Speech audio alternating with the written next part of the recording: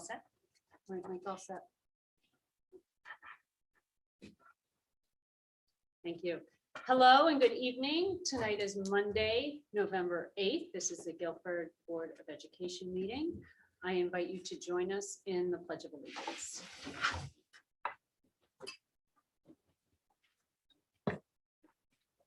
Allegiance to the flag of the United States of America, to the republic for which it stands, one nation, under God, indivisible, with liberty and justice for all. Thank you all for being here. A number of you heard me say this before, but I'll say it again. Both because masks are required within school buildings and because in Guilford masks are required in public buildings. We ask everyone to wear a mask. It looks like everyone is. Each of us on the board or in the administration, when we are speaking, will probably take it off so that you can hear us, so that the public viewing on TV can hear us, and then put it back on. So I appreciate your cooperation. This is an exciting evening. We are going to be welcoming 4 new board members. We are extremely lucky, and I'm grateful to have Judge Kenefick join us. He will be administering the oath to each of these new board members, and to Moira Rader, who was reelected. Judge Kenefick was on the Board of Ed in the past, so he has a number of wonderful connections with us. Judge, thank you so much for being with us tonight. My pleasure. Would you like me to call people up to you, or do you have a list in front of I you? can do it. Wonderful. Okay, so I'm going to turn it over to you. Thank you. As we just stated, I was on this board for about 20 years, from the mid-70s to the mid-90s. And since then, I've been a judge in New Haven, and it's a pleasure to come back to swear in the new members of the board. An exciting time for everybody. So first, I'll call Jennifer Baldwin.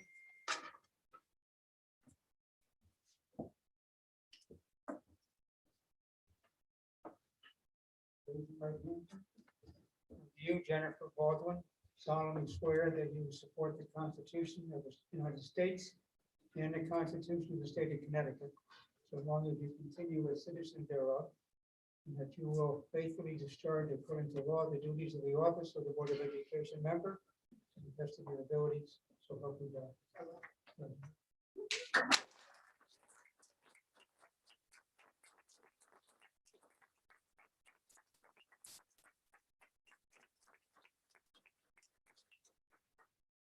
Faulkner.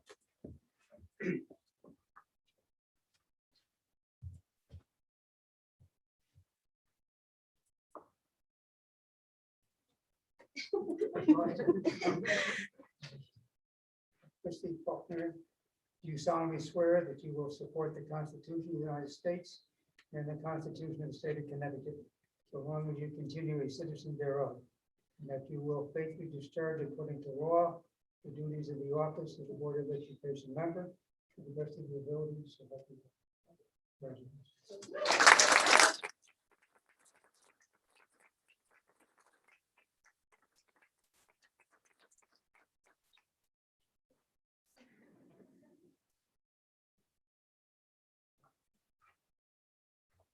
Now, Petra.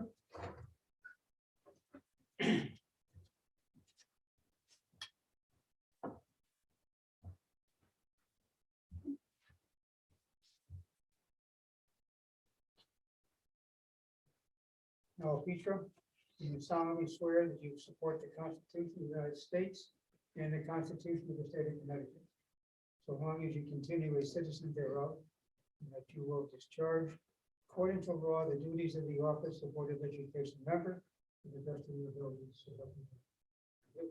Congratulations.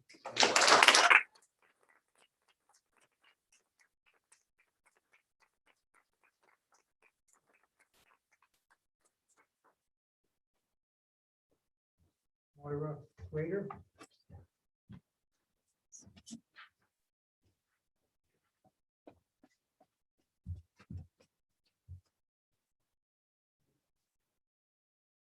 Moira Rader, do you solemnly swear that you will support the Constitution of the United States and the Constitution of the State of Connecticut, so long as you remain a citizen thereof, and that you will faithfully discharge according to law the duties of the office of the Board of Education member to the best of your ability, so help you God.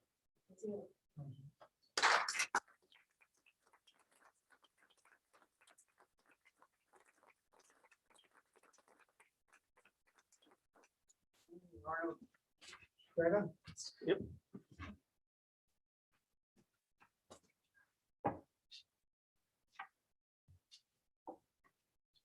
Right hand. Arnold Spreda, do you solemnly swear that you will support the Constitution of the United States and the Constitution of the State of Connecticut, so long as you continue a citizen thereof, and that you will faithfully discharge according to law the duties of the office of Board of Education member to the best of your ability, so help you God. I so swear. Congratulations.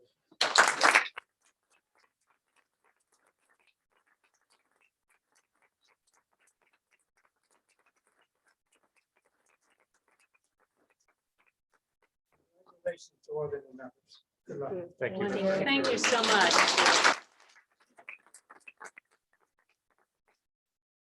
Wonderful. I did want to note that our colleague Christine Peck could not be here tonight. She had a prior family commitment that she absolutely couldn't change. She was a little disappointed, to say the least. But I just want to share, she asked me to just share this to my colleagues. I am sorry to miss tonight's ceremony. I am there in spirit. To Mrs. Baldwin, Mrs. Faulkner, Mr. Petra, and Mr. Spreda, thank you for your service and welcome to the Board of Education. I look forward to working with such a thoughtful, experienced group. So I did just want to share that from Kristen. Wonderful. Then next, I do want to pause for a moment. We do, oh wait, I guess I should, I'll go to election of officers and then we'll take that step. The next item on the agenda is election of officers. This is where we as a board will vote for a chair, a vice chair, and a secretary for the next 2 years of board service. We do this after every election. I am going to hand out a piece of paper to each of my colleagues here. We do, by our bylaws, we do a written vote. Ballots will be collected. I will hand them around the table. And then Dr. Freeman will count them and let them know what the vote is. We are first going to elect a chairperson for the board. Is there a motion to elect someone, nominate someone as chair? So moved. All right, and who would you like to elect? It is my privilege to nominate Dr. Katie Balistraci to be chair of the Board of Ed. As many here are very aware from attending meetings, Katie has been an incredible leader for our board through really unprecedented times. We managed a pandemic under her leadership, but beyond that, she is insightful, experienced, always available to us as a board and also to the community. She has managed to maintain complete respect and decorum in our meetings. She has been a wonderful mentor to me. And so I see no one better fit to continue as chair of the board than Dr. Balistraci. Is there a second? A second. All right. Any other nominations for chair? Okay, hearing none, I'm going to ask each of you to fill out the form in front of you.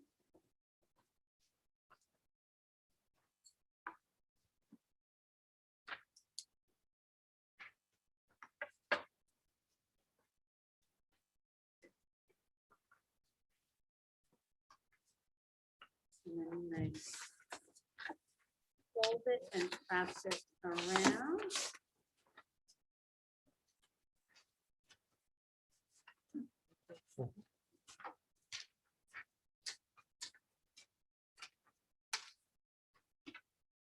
Thank you.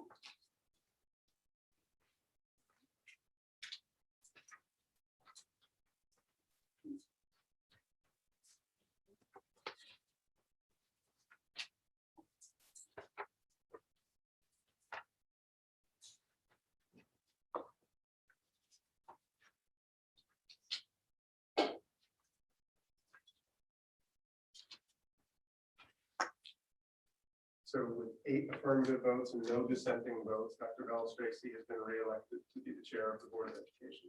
Congratulations.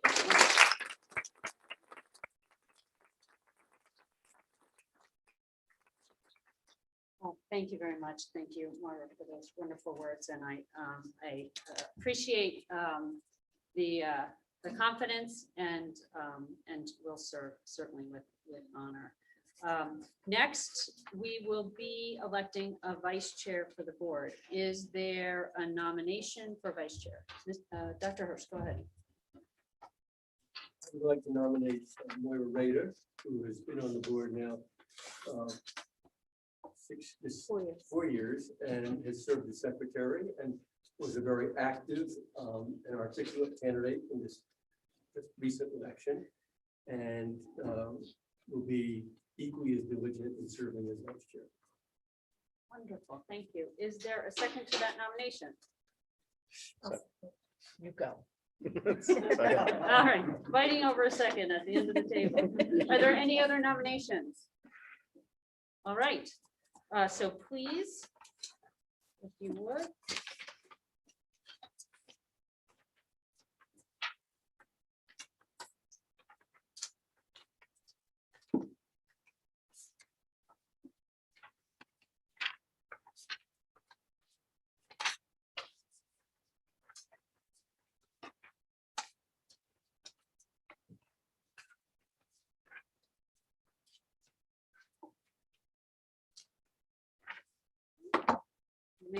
Just an extra.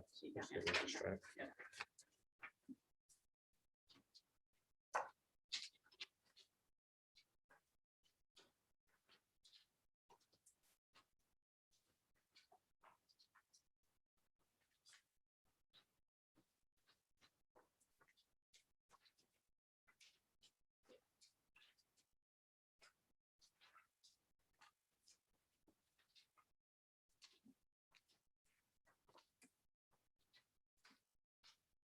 With 8 affirmative votes and no dissenting votes, Mrs. Rader has been elected as the co-chair of the vice chair of the Board of Education.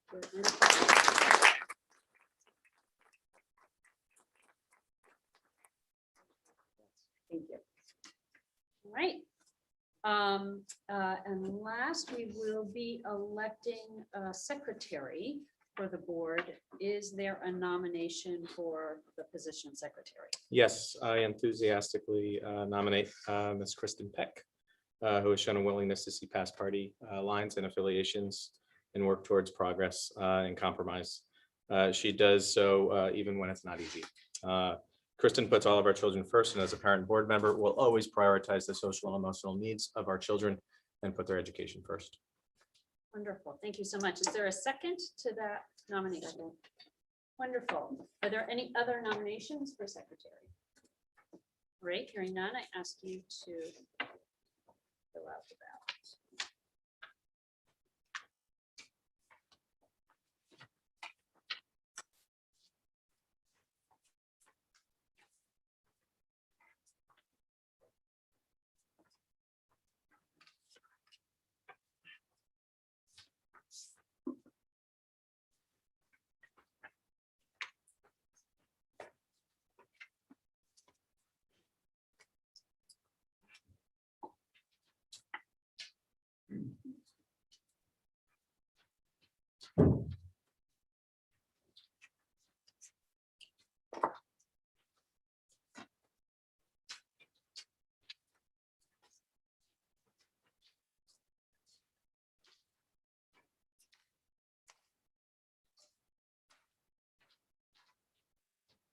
With 8 affirmative votes and no dissenting votes, Mrs. Peck has been elected secretary of the Board of Education. Wonderful.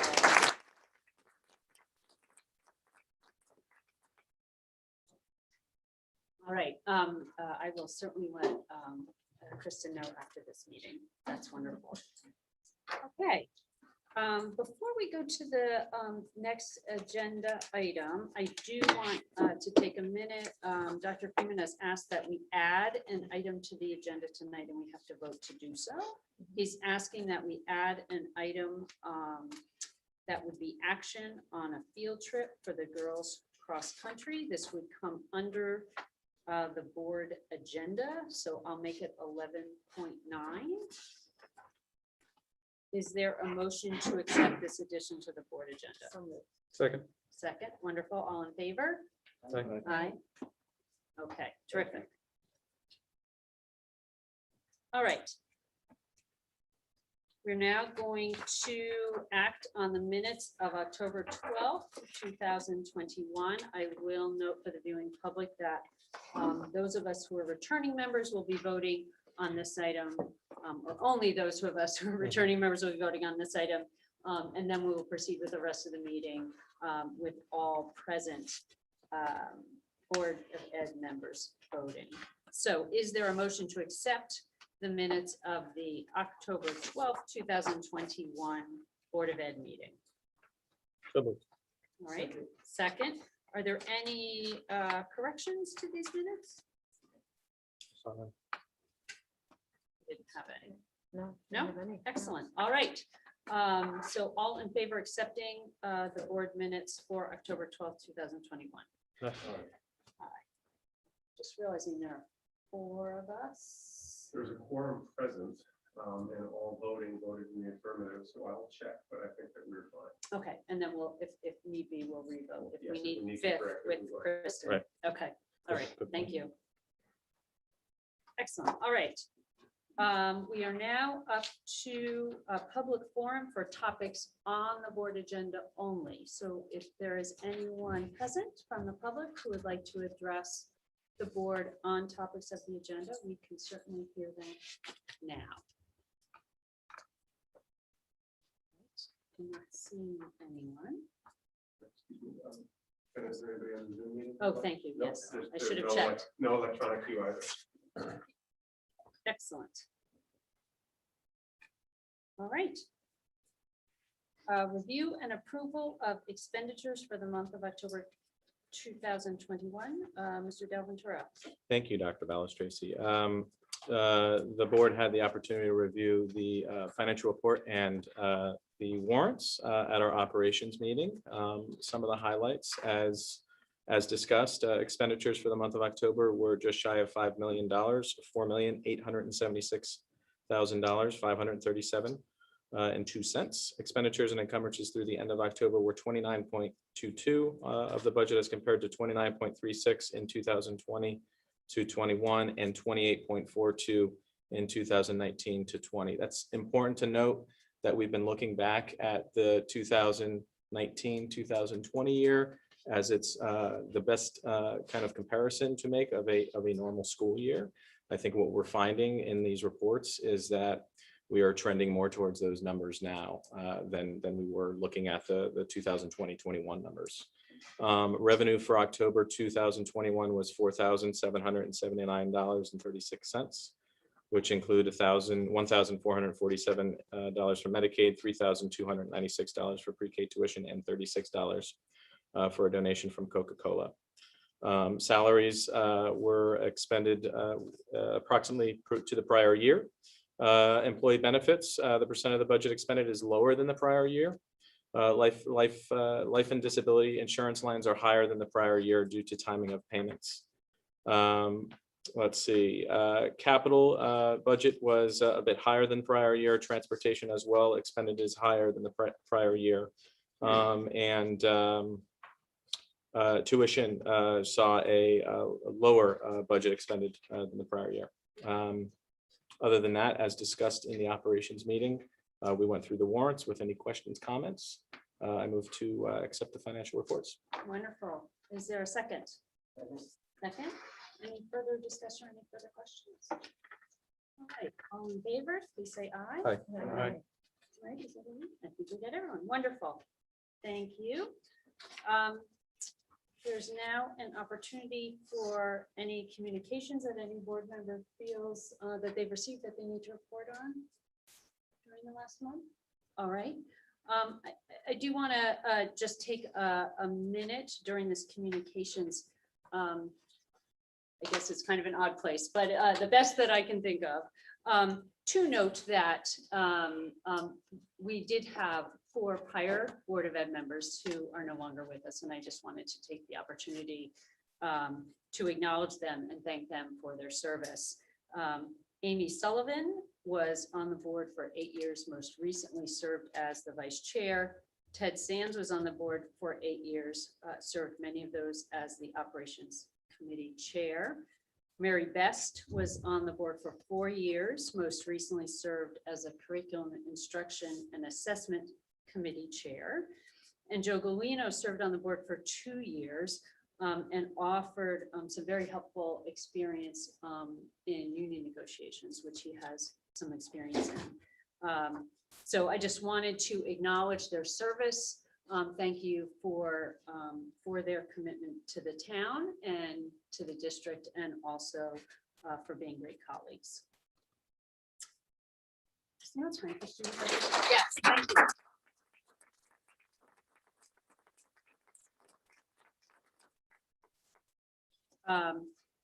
Student representatives, welcome. How are you guys? Hello. Good. Excellent. So I'm going to turn it over to you to tell us what's going on specifically in the individual schools.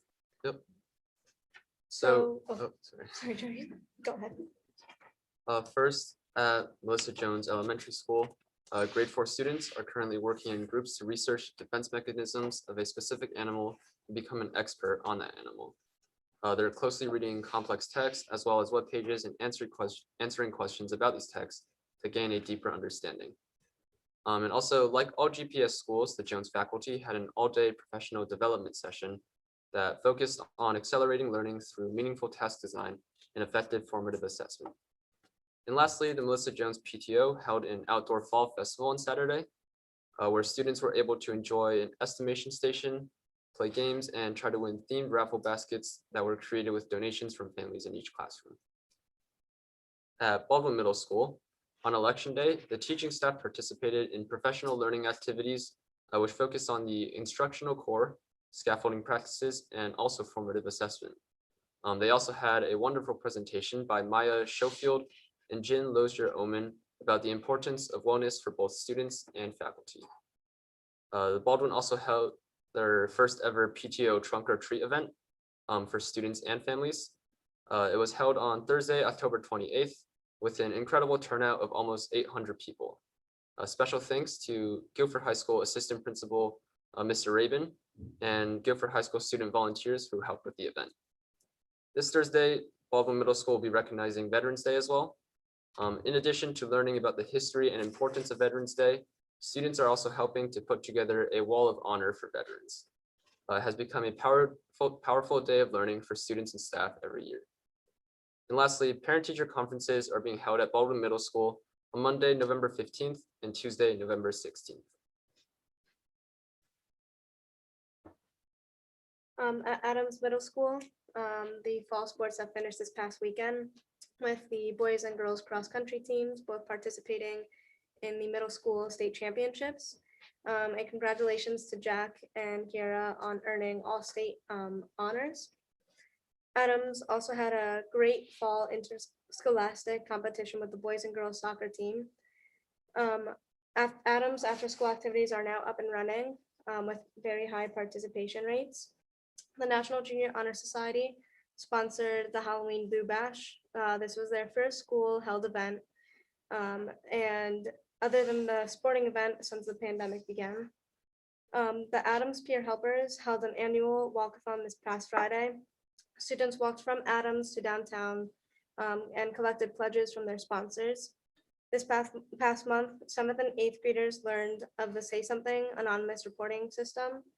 And now they, almost immediately following the presentations that were held, now students can report their concerns to this portal. And in honor of the anti-bullying campaign, Adams Middle School is also holding students to sign an AMI and Ally banner that they're going to hold in front of the school. For Guilford High School, Justin Schifrin and Julia Anthony were both named the Fall SEC Scholar Athletes. We also held our homecoming dance this past Saturday, and 500 students attended this dance. And at AW Cox, they are looking forward to their parent-teacher conferences next week, and they are Also engaged in a month of gratitude where students are involved in lessons around gratitude with their social workers and their teachers.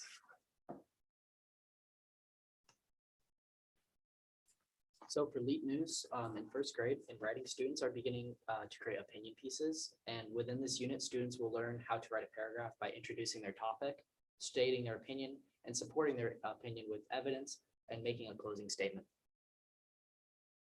In third grade, they had a butterfly unit, and it was very successful. The students were able to witness 3 out of the 4 stages of the life cycle firsthand.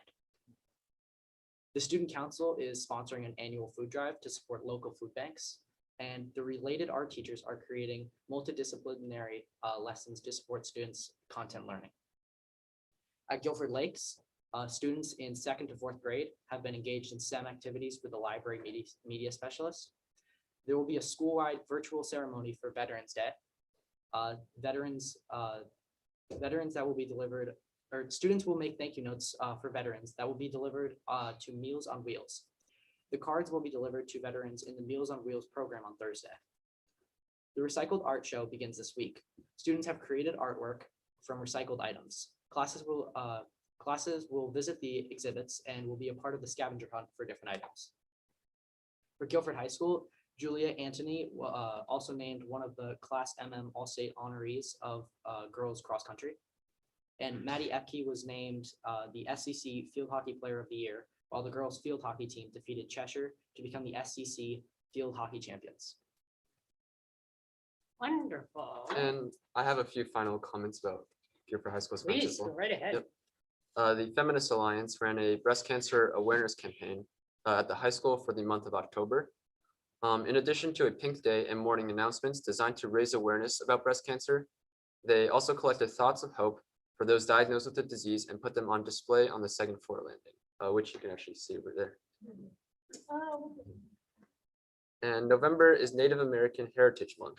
In addition to messaging on the digital boards around the school recognizing this month and the contributions of Native Americans to Connecticut and U.S. history and culture, social studies and English classes are incorporating lessons into their curriculum that delve into the Native American perspective in the United States. wonderful. Thank you so much. Thank you. And I Thank you. think we may have also just some news right outside. Indeed, the girls won. Girls The soccer. team girls just won. soccer team is won. And Jerry and the boys team are playing tomorrow night. Excellent. Good luck. Good luck. Wonderful. Thank you. Any questions for our student representatives? Thank you Great so job. much. It is great to have you. Thank you. As usual, you're welcome to stay, but we also appreciate that you probably have homework or other things. So feel free to exit and we look forward to seeing you next month. Thank you. Wonderful. Thanks so much. Dr. Friedman, we are up to the superintendent's report, so I'm going to turn it over to you. Thank you, Dr. Fellows Tracy. 2 items to report on tonight. One is I do want to note that due to some scheduling conflicts, we have been a little late getting out of the gate on the budget bill for next school year. We would usually have had some public meetings prior to this date. Those dates will be scheduled, so we will be scheduling a meeting for the Board of Education to meet the administrative team to talk about priorities for next year. Additionally, we will be scheduling the first opportunity for the public to be involved in the budget process. This is the open hearing where the community is invited to speak to the board about their concerns and priorities before the board or the administration present any drafts of the budget. Additionally, in the next coming weeks, we will be meeting at central office with all of the building leaders, the principals, and all of the department heads who will be bringing in their first draft budgets, which we will then be compiling, and we will be bringing a first draft of that budget to all of you in the very early new year. That will be based on those public meetings as well as those in-house meetings that we'll start pulling together. Likewise, there was a meeting that was canceled for the Curriculum Instruction and Assessment Committee. That meeting will be rescheduled very shortly moving into the future, and that will be an opportunity for Dr. Seiler to present to you the results of the curricular self-audit that we have been talking about for some time now. I will remind all of you that the last time Dr. Seiler presented to the board with board encouragement, we slowed that process down because there was a lot of teacher involvement in that process, and we wanted to be very respectful of the time and impact that that was having on teachers as they were working through this pandemic. But Dr. Seiler is looking forward to meeting with all of you in public to share the results of that study. The next item moves me into a COVID update, but I'm happy to pause, take a breath, and see if there's any questions on either the budget cycle or the CIA committees. Okay. So anybody have any questions? So just a reminder for the public, as Dr. Freeman noted, we do a public forum in the fall that allows the public to come to us and express their wishes for things they would like to see Guilford Public Schools and the Board of Ed focus on in a budget or make a priority. Then in the last Monday and Tuesday of January, I don't have the dates in front of me, we do then 2 nights of public forum once there is actually an established draft budget. Another opportunity for the public to come out and to speak to us directly about particular line items, things that they see in the budget that they support, things that they don't see in the budget that they really want to see, those types of things. So please keep your eyes peeled, and we will try to communicate in as many venues as possible when those meetings are coming so that we can get your input. Thank you. Terrific. Dr. Tracy. 2 significant updates around the COVID pandemic that I want to discuss tonight, both of which have been in the news independent of Guilford Schools recently, but both of which impact Guilford Public Schools. Last week, Governor Lamont announced that the State Department of Education and the State Department of Health will be launching a screen and stay protocol for quarantines that affect students. So while our numbers are dramatically lower from where they were last year, and even from the beginning of the school year, we are still periodically experiencing students who, or members of the school community who test positive for COVID. When that happens, we need to determine who may have been a close contact to that person, and we have been continuing to implement quarantines for students even in these first months of this school year. The screen and stay protocol will provide limited exceptions to the necessity for quarantining for in-school close contacts. Specifically, the way this protocol will work is that if a student, your child, is identified as a close contact to another individual who might be positive, who is positive for COVID, if that contact, that close contact has occurred in a supervised, mask-to-mask classroom setting with a parent attestation that they will check their child for symptoms every morning, those students in that specific setting will be allowed to continue to come to school, essentially to avoid the requirement of quarantining. The reason for this is what I have been sharing with the board and with the community for the past 18 months.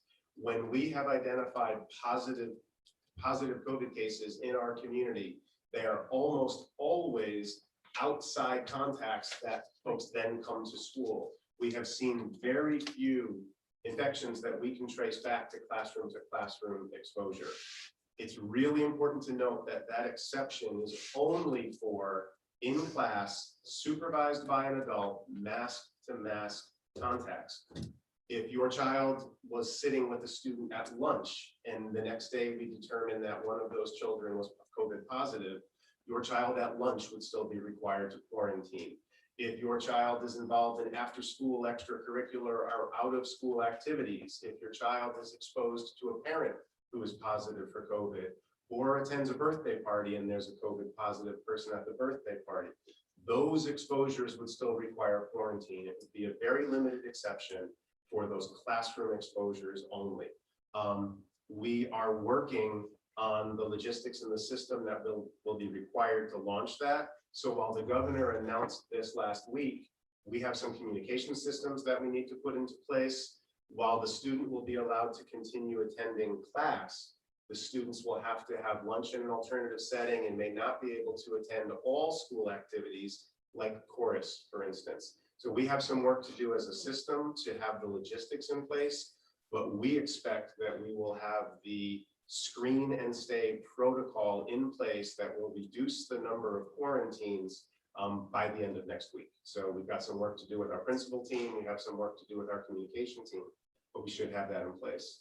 Question, so, so it sounds like what you're talking about when you speak about logistics is something to the effect of 3 kids in this class now can't go to chorus, and so we need to determine what they are doing for that period of time and who is with them. That's part of it, and part of it is simply the communications. All through this pandemic, communications about quarantine have simply been one directional. We've told you that your student was exposed, and there are now multiple buckets that students will fall in. So when we determined that there was a positive student in a classroom, now we need to determine who have been close contacts to that student. We then need to tease out any of those students who are fully vaccinated. We then look at the remaining pool and need to determine which of those students were only exposed in a supervised mask-to-mask classroom setting. They're excused. We then need to identify who was exposed in other than just the classroom settings. Now we need to communicate with those parents, and before those students may continue to attend school, we must receive the signed attestation from the parents that they will check for flu or COVID-like symptoms every morning and will not send their students to school if they are experiencing any of those symptoms. Once they return to school, we then have to determine where they can have lunch appropriately, what activities will be put in place for any activities on their schedule that they may not safely participate in now, like singing or playing a wind instrument, or even some PE exercises that they might engage in.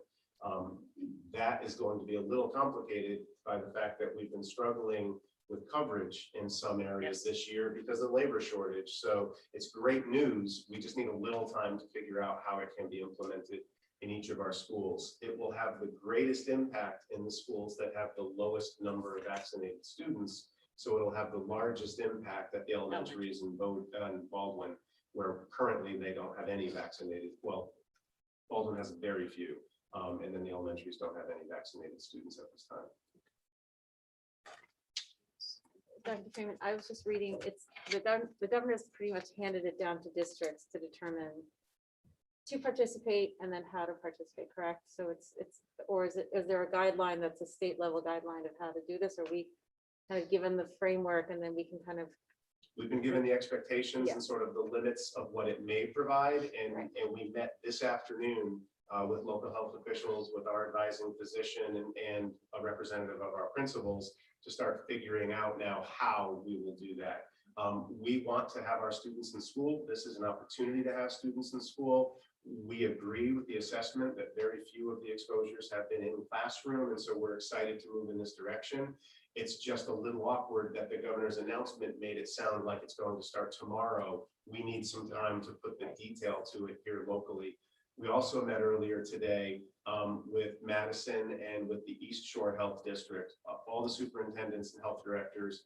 So Madison, Guilford, Brantford, North Brantford, East Haven, all talked about both about the screen and stay and how we can best implement that.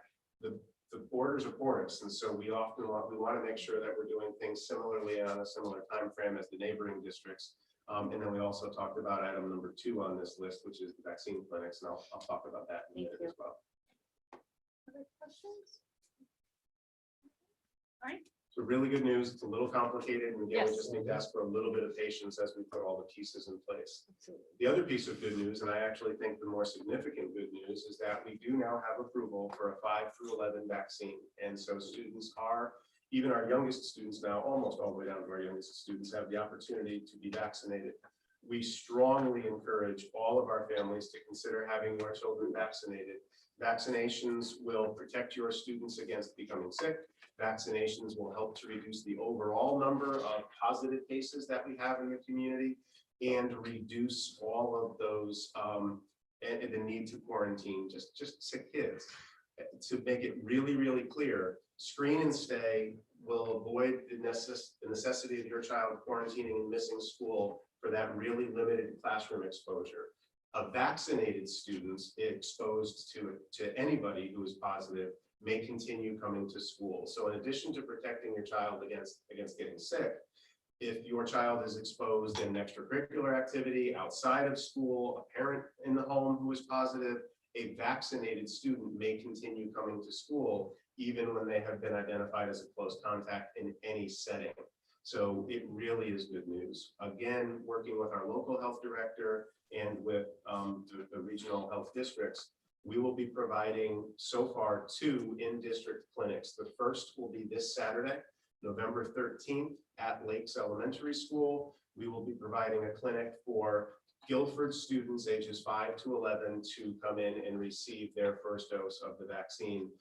It is free. There's no appointment necessary. There will be further guidance coming out this week asking to stagger the arrival times by the first letter of your last name so that the staff can handle and so that nobody's waiting in a line. We will be offering a second follow-on clinic after school on the following Thursday. That is an after-school clinic. That one will be open to any member of the Guilford school community who has a 5 to 11-year-old child. So that means, again, 5 to 11-year-olds who live in Guilford and attend the Guilford schools, but also staff members in the Guilford schools who have a 5 to 11-year-old. They will be invited to bring their child to that Thursday clinic as well. Both of those clinics will have associated second dose dates that are tied to your first dose. And if demand is present, we will schedule a third clinic to continue to meet the demand. Until everybody who wants a vaccine for their 5 to 11-year-old has received one, we will continue to help facilitate that here in Guilford Public Schools. We will also continue to push out information about other independent clinics. We know that there are already 5 to 11-year-olds who have been vaccinated when they came to school today. So Yale is offering clinics, pharmacies are offering clinics. Any parent who doesn't want to wait until this Saturday can, of course, have their child vaccinated independently as well. To clarify, is there any cost associated? No, there's no cost associated with this. This is free. And we're just facilitating it locally in Guilford to try to make it as easy as possible to receive the vaccine. Additionally, I'll just note there's a little on Tuesdays, Guilford Health Department is also providing clinics for third booster doses for anybody who qualifies for a third dose or that second booster. Those are being scheduled through the Firehouse on Tuesday afternoons. There will be one tomorrow, and I believe the next couple of Tuesdays following. Those are also walk-in clinics, and there's no appointment needed. There's no cost associated with that booster. And will the second dose be scheduled on a weekend as well? If you come to the first Saturday clinic, your second dose will be 2 weeks from that Saturday. And if you come to the Thursday clinic, your second dose will be 2 weeks from that Thursday. Right. We wanted to have, Yeah. we wanted to have a non-Saturday for families who may work weekends. Makes sense. So we wanted to have a weekday and a weekend day.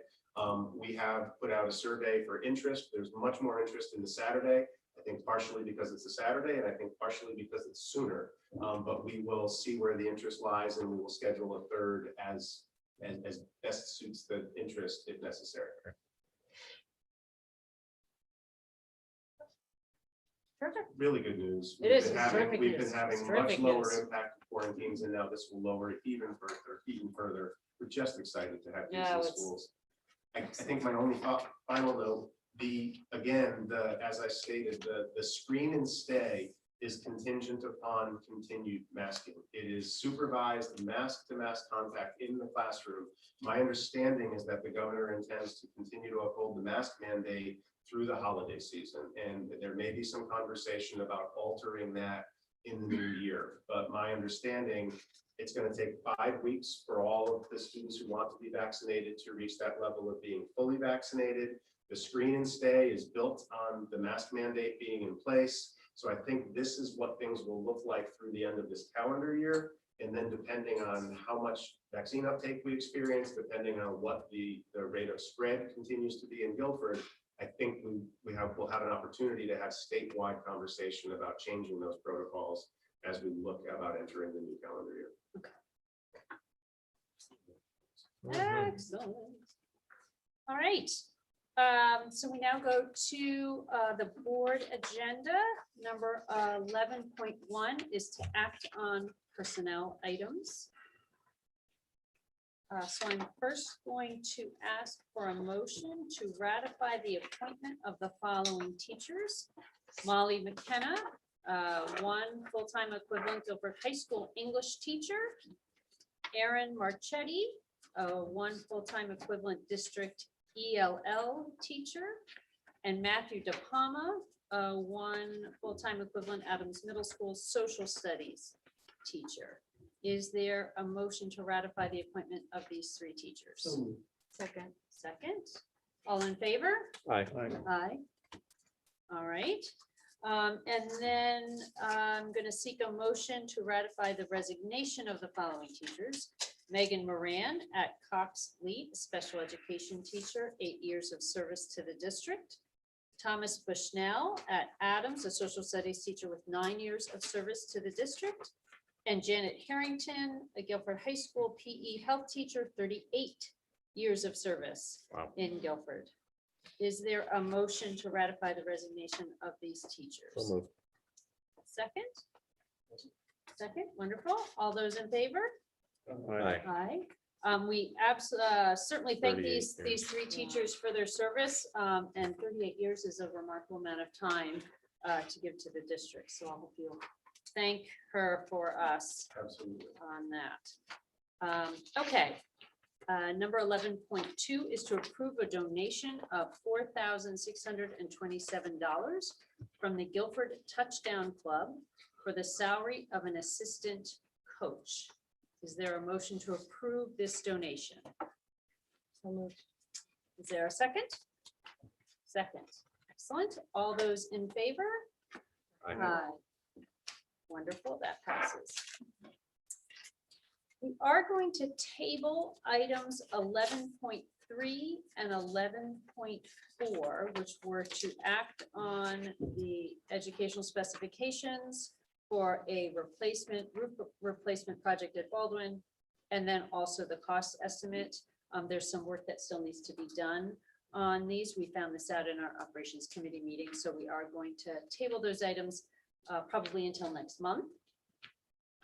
So I'm going to go to 11.5, which is to receive the 2021-2022 district priorities and initiatives. I'm going to turn to Dr. Freeman to walk us through what those are.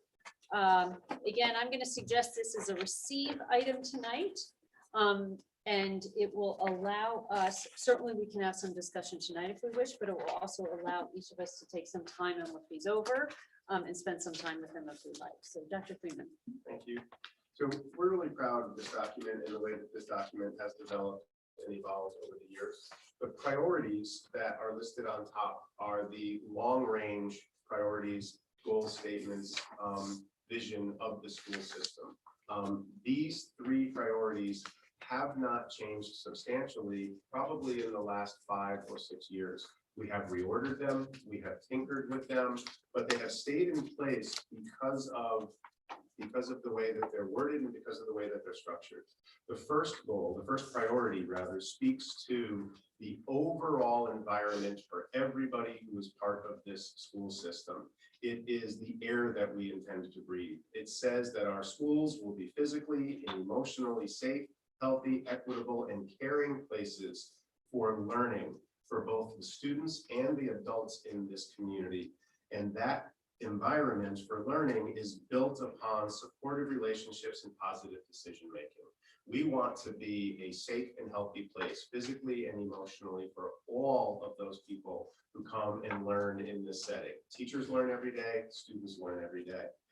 Within that overall environment, we then go a layer deeper and we focus on the professional environment that we intend to create.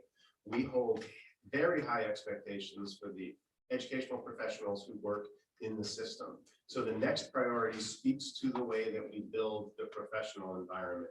And it reads, teaching and learning will be supported by instructionally focused leadership, subject area coaches and specialists, professional learning communities, and diverse instructional resources. This means that our teachers will have the materials they need to teach effectively. They will have opportunities to work collaboratively with their peers in order to teach effectively. They will be supported by specialists and professional developers who help them grow in their pedagogy. And ultimately, they will be supported by district and building level leaders who are instructional leaders first and managers second. That is the professional environment that we strive to create and provide to the teachers every single day, because If we create the overall environment, and if we create the professional environment, we are then more likely to be able to create a classroom environment that is really what we are all about. And that's the final priority. And that is about what students experience in classes. And that reads, all students will engage in academically rigorous tasks in every class. Instruction will be aligned to content area standards, integrated with the principles of learning, and measured by the ongoing collection of evidence of learning. We expect kids to be leading their own learning. We expect it to be aligned to state standards, but not dictated or prescribed by any standard or any outside curricula. And we expect that it will align to 9 principles of learning that we have embraced for years that I won't go over in detail tonight, but we will go over in the near future once again, in that we are not beholden to any single test or data set to tell us if we are being successful.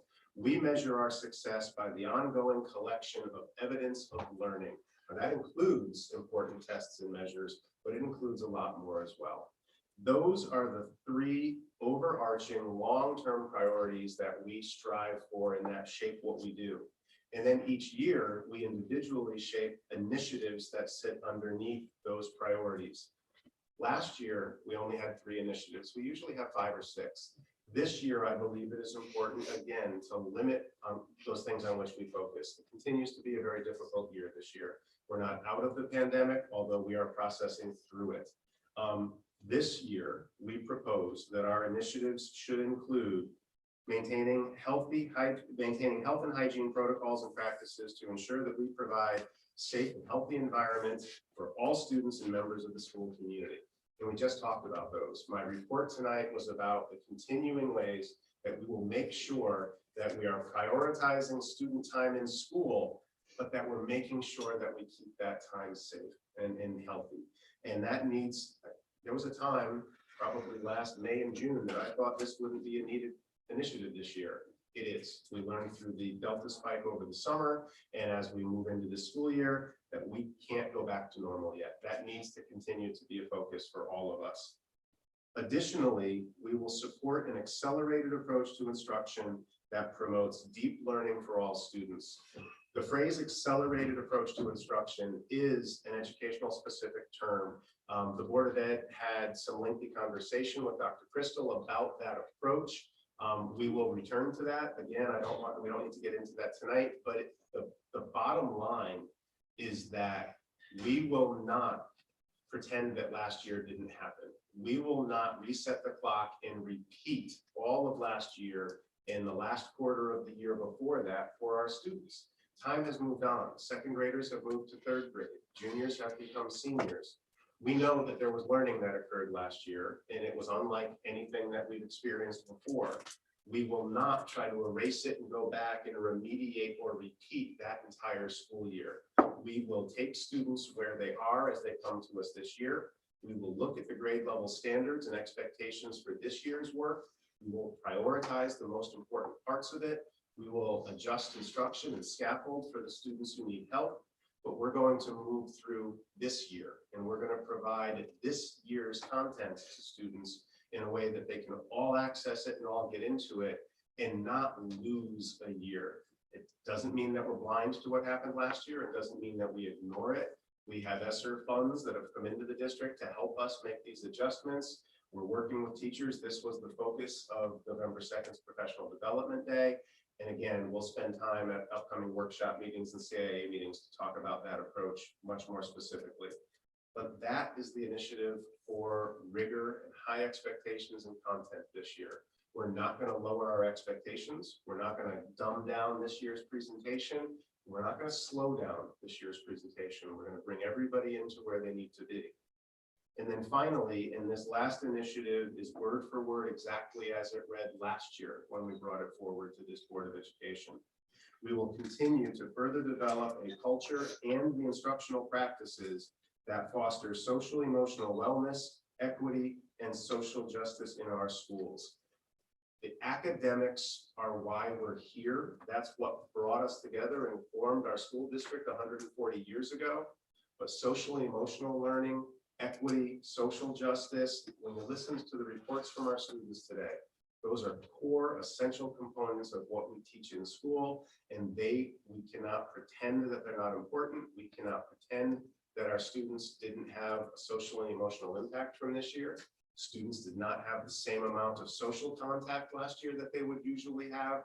That is part of our mandate as well. And so we are really proud to bring forward tonight these continuing priorities and these specific, really focused initiatives this year to make sure that we continue to come through this pandemic and come out of this pandemic well and high achieving with healthy kids. Does anybody have questions, comments about any of these at the moment? Certainly we can be open to those if people do. May I just give a comment? Of course, sorry. I didn't I mean to sort interrupt. of left all of this out. These priorities and initiatives become enormously important, first because they speak to the community about what we're focused on. They then become important as department heads and teachers and area leads use these to shape the professional learning and the supports that go on in the schools around the teaching staff. They help inform budgetary decisions that we make next year moving forward. These goals and initiatives inform all the way down to individual growth goals that teachers may set for themselves in their supervision and evaluation planning with their principals. So these speak to what the focus will be long-term and short-term for the school district. And that through line goes all the way back to the classroom in multiple ways. So I just No, that's really important, because I was going to say, we will see these in the budget book. Yeah. They will, again, once they are finalized and approved, and we do this every year. Guilford Public Schools brings this to us every year to really guide the work that happens in the classroom. All right, so what we'll do then is everyone will have an opportunity to look these over, think about them. We will vote next month. If anyone has any questions, Dr. Freeman, do you mind if people reach out as they spend some time with these? And It's my favorite thing to talk about. I would Excellent. encourage people to reach out to me between Excellent. now and the next meeting if there's conversation or questions. okay, terrific. All right. We are now, seems crazy that we're doing this, but we are doing this. We are now getting as a receive item 2 drafts of the 2022-2023 school calendar. So we have draft 1 and draft 2. I will note that the differences are small, and I will call them out now. One is the start date. So draft 1 suggests a school start date on September 1st, 2022, which is the Thursday prior to Labor Day. The draft number 2 for our consideration starts September 6th, which is the Tuesday immediately after Labor Day. The impact of that is on 2 or 3 things here. When the first 3 of 5 full-day professional development days are, which happen before the first day of school. The date of graduation, which only moves 2 days. And then likewise, the end of the school year date, which clearly coincides with graduation, and any early dismissal days.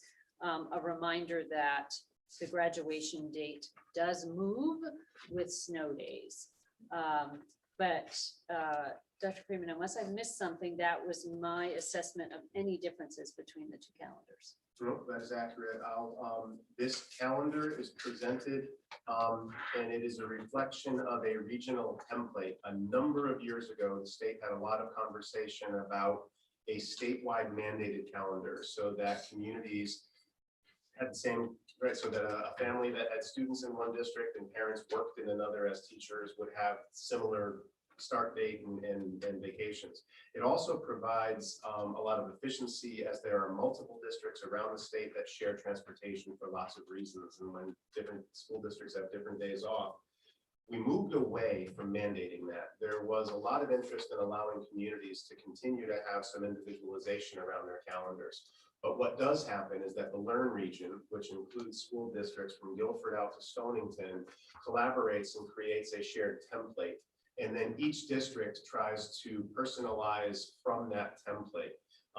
Particularly what are important are the November and March professional development days. All of those districts try to hold those shared dates, and it gives us opportunities to collaborate and have teachers work across districts by holding those shared dates. The big weeks off tends to fall the same. So the time off in December, the time off in April, even the couple of days off in February tend to be consistent by following that template. So those are important components. This calendar does continue to include school on Veterans Day. We hold Veterans Day as a school day, not as a day off. That was a decision that was made community-wide with lots of involvement from veterans in the community. Last year, and often that becomes a really rich learning and community day. Last year, that wasn't able to happen. This year, it's coming back in part, but we look forward to being able to return to the full events that we hosted on Veterans Day as we get into this calendar. It continues to include early release days on Wednesdays, which are really valuable learning days for our staff. It allows our staff to come together and have longer, more focused learning time. I think those are the big pieces. I will let you know that while we can support either one of these, the administrative leadership team prefers draft number 2. They prefer the one that starts after Labor Day, since Labor Day falls so early in the school year. And we will note that the biggest concern there, the last day of school still falls within the same week. Often the concern is if starting before Labor Day, after Labor Day pushes past one more weekend, that now gets difficult to do.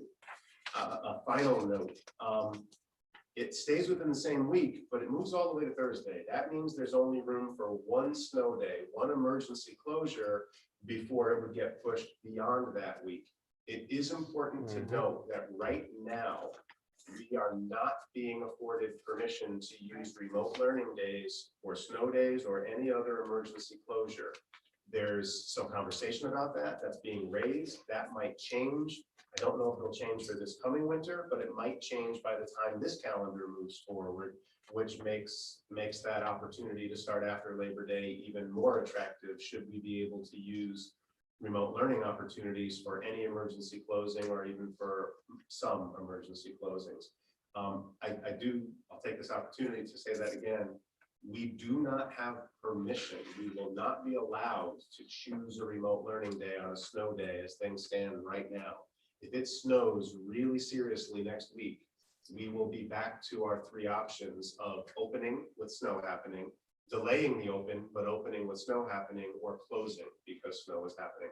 We do not this year have the opportunity to do a remote learning day. Right. So Okay. again, I think it's good to deliver these tonight. There's no need to make a decision tonight.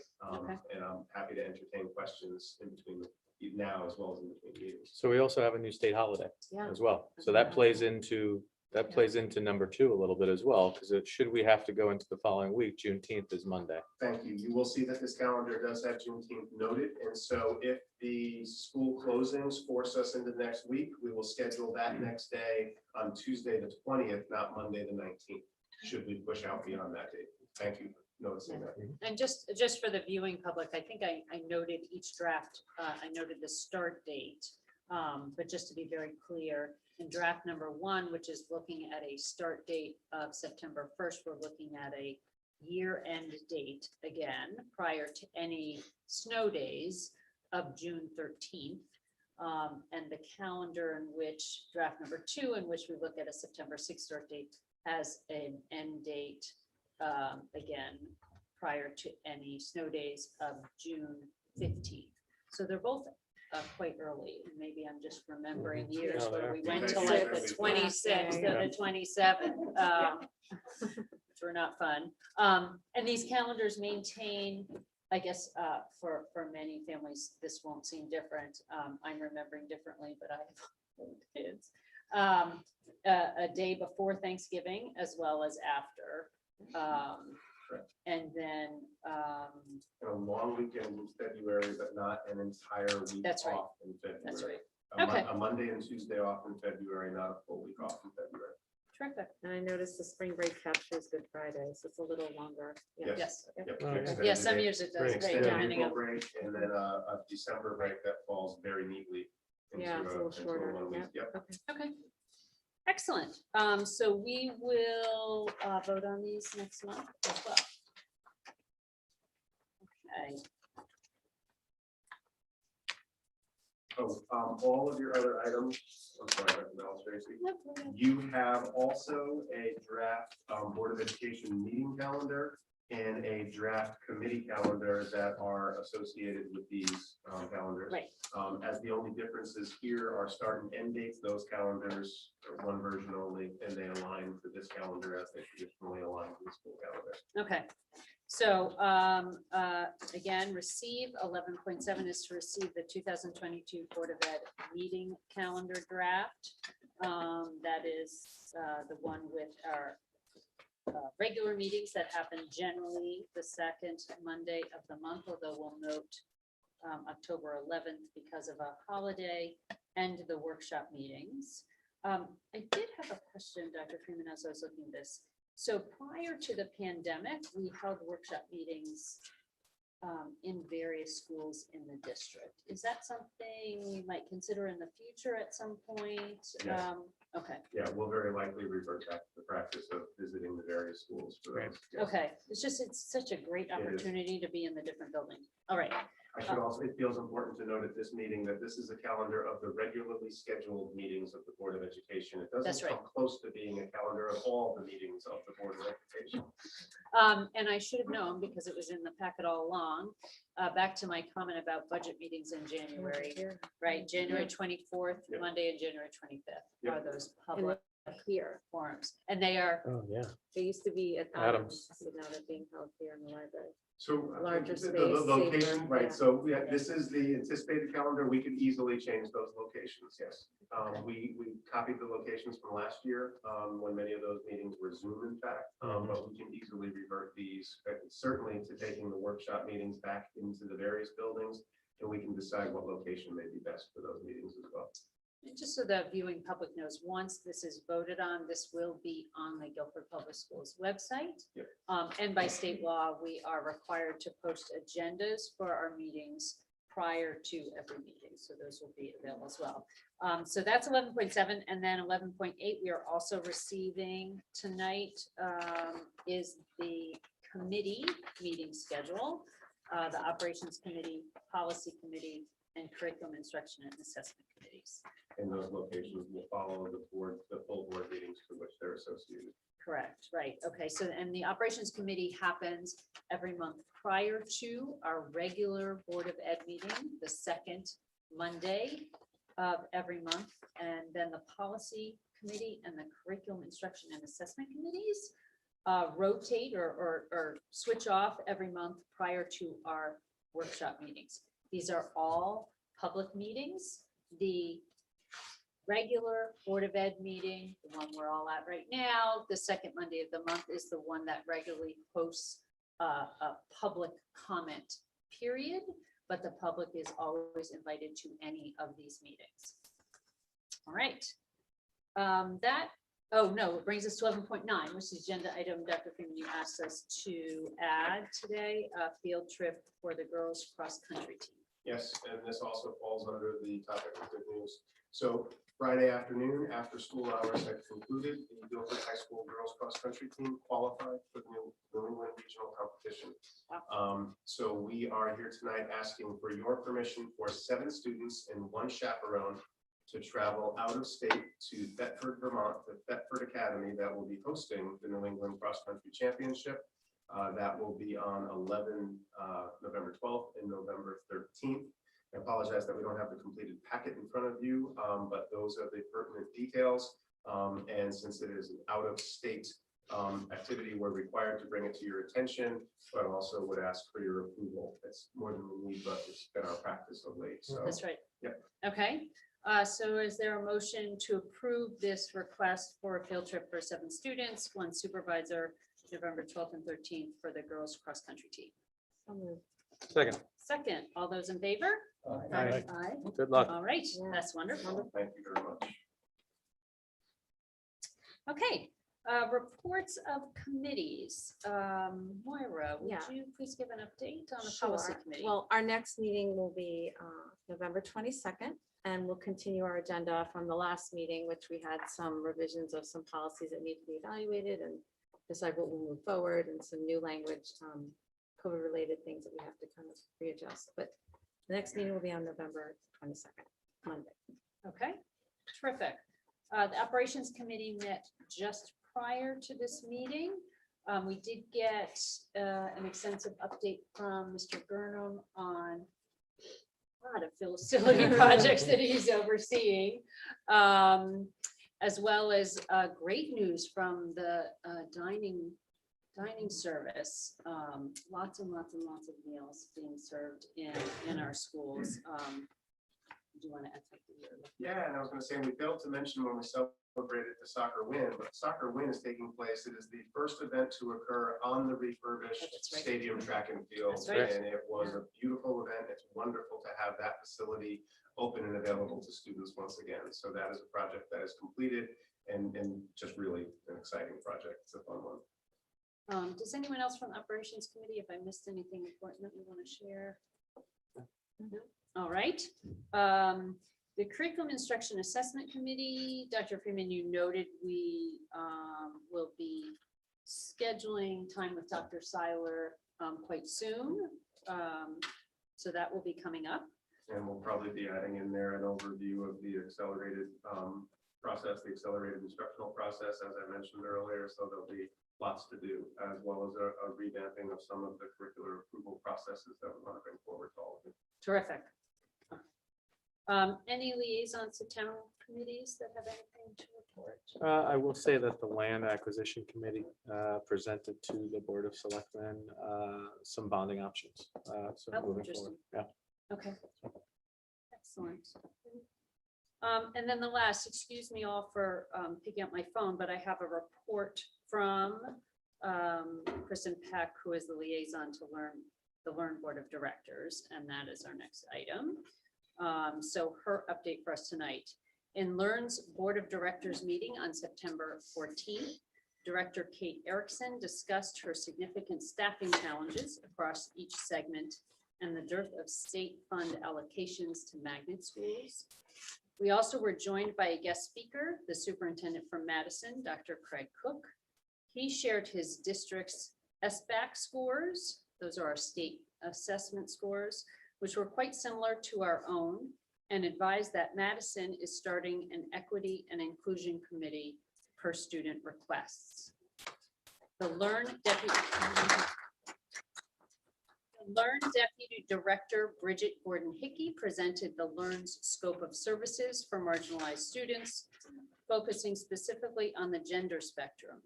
The presentation addressed proving appropriate language and personal pronouns for students of the LGBT+ community.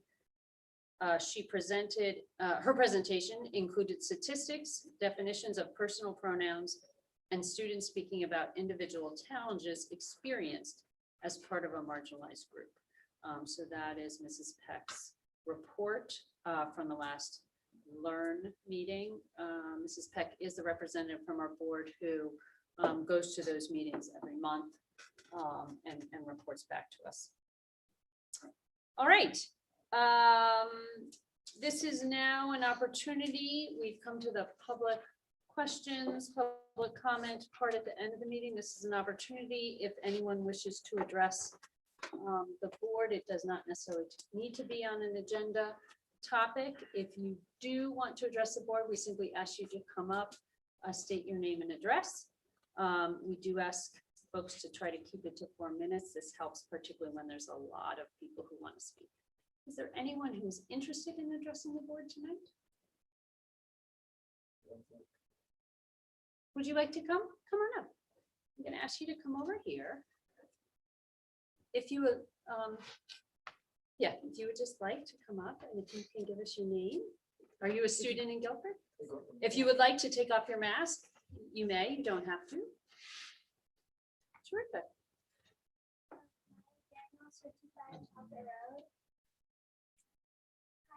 It's Maya and I'm a sixth grader at Golden Middle School. my first time at a Board of Education meeting. Thank you for letting me speak. I have heard that people come to these meetings sometimes to talk about things that are upsetting to them. And tonight to talk about something that was upsetting, but I'm thinking that I'll change. First, I have to tell you what happened to me on Friday. My friend Mila and I were in the girls' bathroom. We did not plan to go together, and we found a swastika carved into the dispenser. Next to the swastika was a airplane hat with the word Nazi. My friend and I told my teacher, and she said that she would tell Mr. Ham. It worried me to see a swastika. I never thought I'd see something like that at my school. My friend and I knew that it was wrong. It upset me to see something, to think that someone at my school would put that up. People are always writing random stuff in the bathroom. But this felt very upsetting to me. I thought about it all weekend. But today at 12:50, it happened. I was called to the principal's office during lunch. I've never been called to the principal's office before. I decided I wasn't hungry anymore, and my teacher walked me down to Mr. Hamill's office. Mr. Hamill told me to take a seat. I felt very nervous, even though I wasn't in trouble.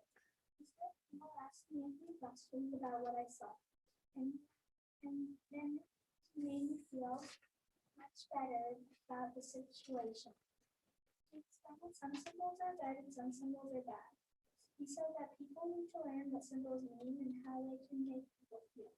Mr. Hamill told me that they took the swastika down right away because they took this very seriously. As soon as he was there, he locked the door and wouldn't let anyone else in because he didn't want them to see it. Today I saw for myself that it was locked. Mr. Hamill asked if I felt safe at school. I always felt safe at school, but I was worried when I saw the swastika. But the way Mr. Hamill handled it, this made me feel even safer. As a Jewish person, I know that things like this happen. I wish they didn't happen anywhere, and I wish they didn't happen at my school. But Mr. Hamill handled this was very reassuring. I want to thank Mr. Hamill and Mr. Mitchell for so supportive and helpful. My mom said that if I wanted, she would tell this story at the Board of Education meeting. I decided that I want to tell it myself. I want people to hear it and know that adults will help students with problems like this one, even though they are hard. Thank you for listening to me. Thank you for sharing. Thank you.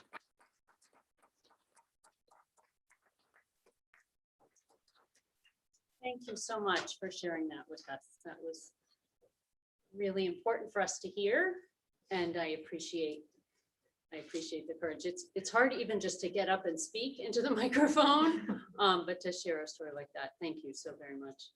Is there anyone else in the public who would like to address the board this evening? Yes, come on up.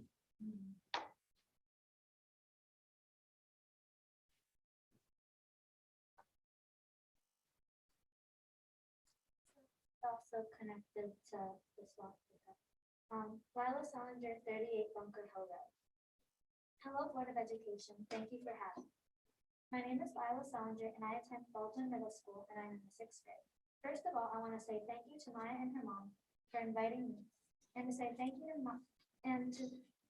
Maya that you are so brave and caring to bring awareness to something like this. As you might already know, I'm the person who found the swastika in the bathroom. I'm shocked and horrified that this type of thing has happened in a school of mostly kind and caring human beings.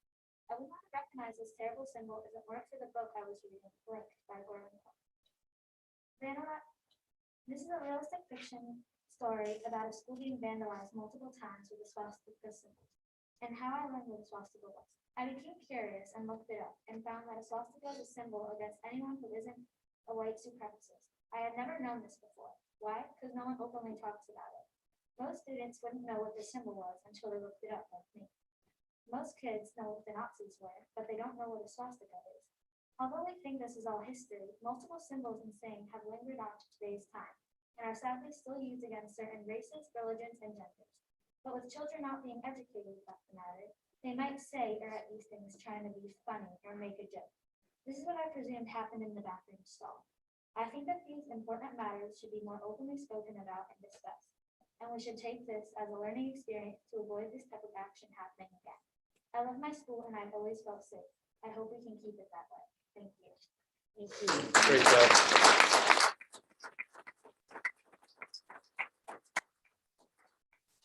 Thank you. That was also wonderful and brave, and we appreciate your coming forward and sharing that with us. Is there anyone else who would like to address the board this evening? Mr. Mitchell, is there anyone on Zoom who wants to?